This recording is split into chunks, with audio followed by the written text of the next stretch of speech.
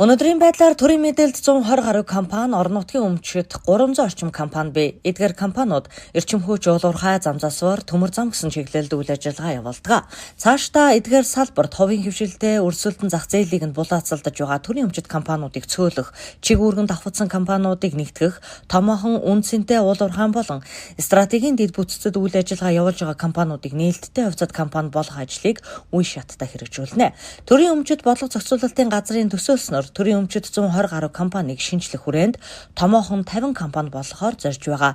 Харин орон нутагт орон нутгийн нийтлэг чиг үүргийг хэрэгжүүлэх хот тогтчлолт, нийтийн аж ахуйн үйлчилгээний салбарт өмчийн компаниудыг ажилуулах бодлого хэрэгжүүлнэ. Үүний үр дүнд төр цомхон, өргөй зардалгүй, хувийн хөвшилтэй өрсөлддөггүй, нийтийн хувьцаат, олон нийтийн хяналт бүхий томоохон компаниудтай бүтэц бий болгоно. Ер нь төрийн өмчт компаниудын сүүлийн 3 жилийн үзүүлэлтийг аваад үзэхээр улсын төсвийн орлогын 20 орчим хувийг бүрдүүлж ирсэн байна. Нийт улсын төсвөөс авж байгаа дэмжлэг татаацсан нь бол ер нь 50-70 тэрбум төгрөг.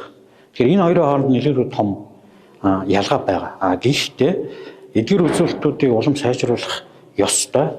Гэхдээ улсын төсвийн 20% бүрдүүлж байгаа төрийн өмчт компаниудын маань дийлэнх нь 4-5 том компани дээр явж байгаа. Өөрөөр хэлбэл 6 их 80 орчим төгрөгийг 4-5 том компани бүрдүүлж байна. Эдгээр нь уулуурхайн эрчим хүчний төмөр замын чиглэлийн стратегийн компаниуд байгаа.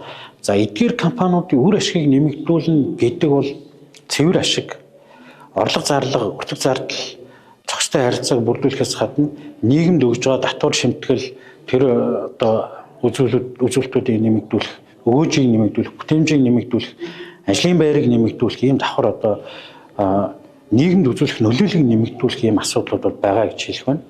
Цаашдаа төрийн өмчөд компаниудын улсын төсөвт үзүүлж байгаа нөлөөллийг бууруулах буюу төр оролцох юмдаа оролцъё, зохицуулах харилцаагаа зохицуулъя гэдэг чиглэлтэй ажиллана. Харин хувийн хөвшил, нийгмийн өгөөж, бүтээмжийн дийлэнхийг бий болгох ёстой гэсэн засгийн газар улсын хурлаас гаргасан бодлогыг төрийн өмчөд бодлого зохицуулалтын газар хэрэгжүүлнэ.